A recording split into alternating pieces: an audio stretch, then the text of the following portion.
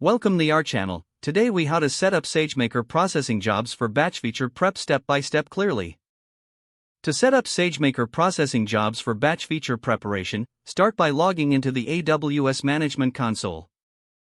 Navigate to the Amazon SageMaker service from the console. Once in SageMaker, select Processing from the left-hand menu. Click on the Create Processing Job button to initiate a new processing job. In the General Settings section, enter a name for your processing job. Choose a role that has the necessary permissions to execute the processing tasks.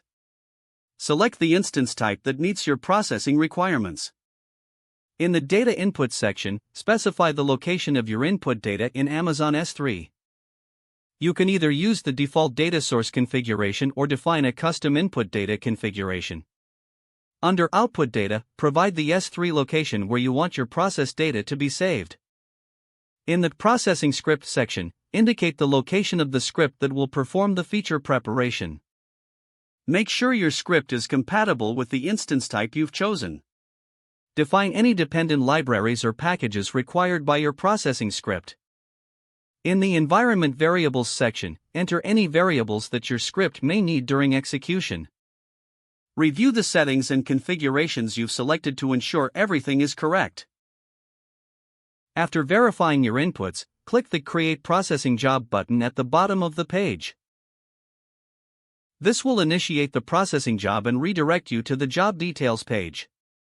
Monitor the status of your processing job from the SageMaker console. Once the job is complete, navigate to the specified S3 location to verify that the output files are available. You have now successfully set up a SageMaker processing job for batch feature preparation. If the page does not load, refresh the browser or try again in a private or incognito window. Make sure you are using the correct email address, then retype it carefully to avoid small typos.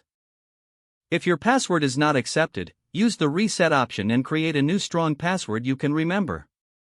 Check your spam folder for verification or security emails, then complete any requested confirmation steps. Enable two-factor authentication if available to improve account security and reduce unauthorized access risk. After signing in, review your profile details so your contact information and settings are accurate. If you see an error message, note it down and try again after restarting your device and internet connection. Log out when you finish, especially on shared devices, to keep your account and payment information secure. Don't forget to like this video and subscribe to our channel for more step-by-step tech guides.